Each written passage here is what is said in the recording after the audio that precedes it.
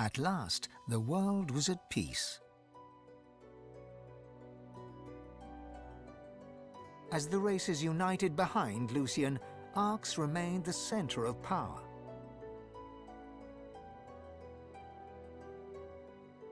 The ancient lizard empire opened its gates. The houses disbanded, and the empire adopted a pluralist quasi-democracy. Anyone could vote for whoever they pleased, as long as the House of Shadows approved.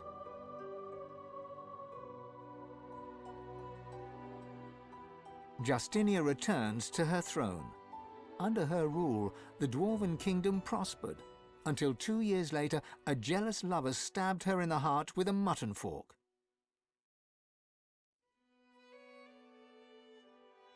Lucian made amends to the elves. He gave them lands and vast riches from the coffers of the old divine order. But the elves never forgave him. They would not trust humans again.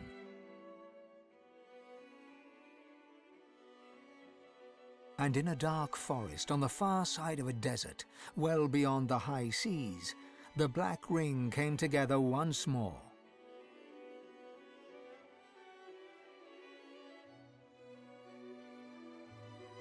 The island of Fort Joy, the old redoubt of the Source King Brachus Rex, was turned over to the people of Driftwood to use as they wished. They turned it into a holiday resort.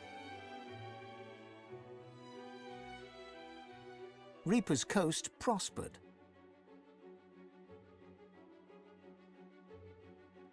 The fisheries returned, and the fertile farmlands produced the greatest harvests the surviving farmers had ever seen.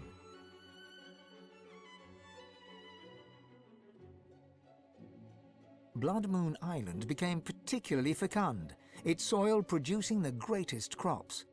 A particularly crimson-fleshed orange grown on the island became a delicacy across half the world.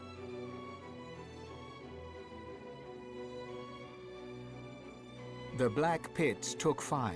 The oil there burns still.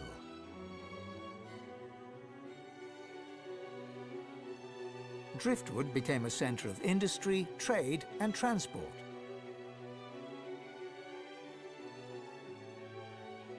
Lagan left his over-demanding wife and began a relationship with a local bard. In the spirit of loving generosity, he returned the ring to his now ex-wife. In a fit of rage, she threw it into the sea.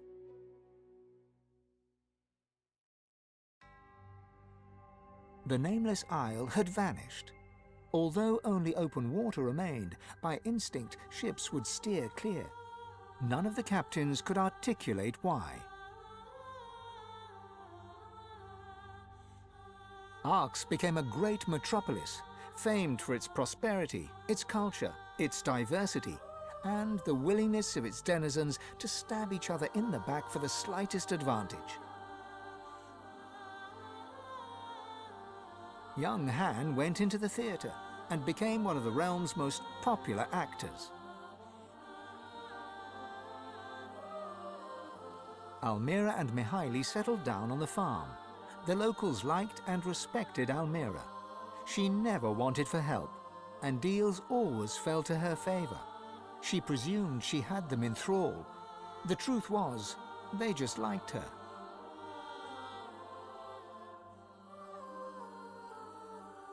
With no new divine, Malady found herself in a predicament. She had an important problem to solve, but no ally strong enough to call upon, and so her search continued. Having performed the greatest act of necromancy in history, Tarquin found the new world unchallenging. He became obsessed with rumors of another plane of existence. One day he vanished and was never seen again.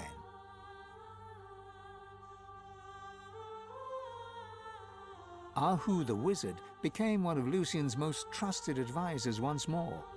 He always knew that something had changed in the divine. He never discovered what that was, or if he did, he never said a word.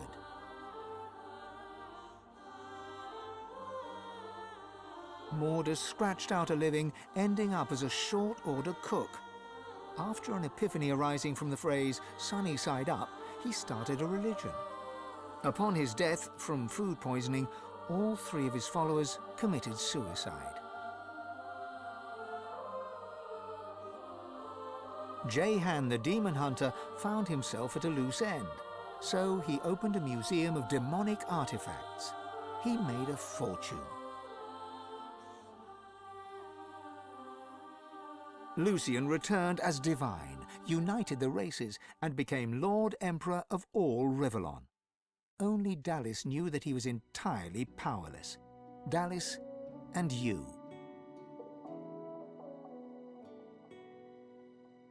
The Eternal, now known as Dallis, was a secret advisor to Lucian and to his successors.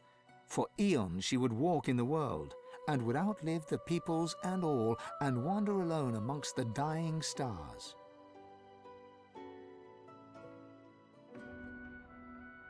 His run-in with his daughter set Fane on a new path. He travelled Rivellon, recording the wonders he discovered, but always kept a socket peeled for signs of the Eternals. He hoped to find the wife he'd lost, but he never did. Then again, he's still looking.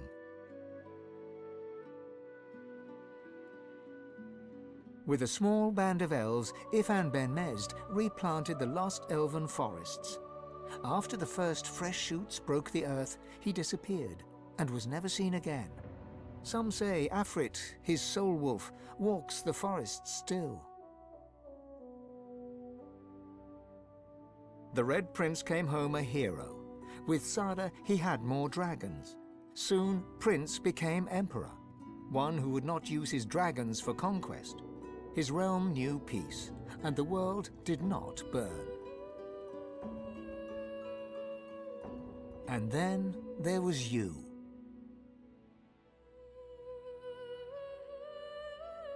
You returned to the world as one more elf among many.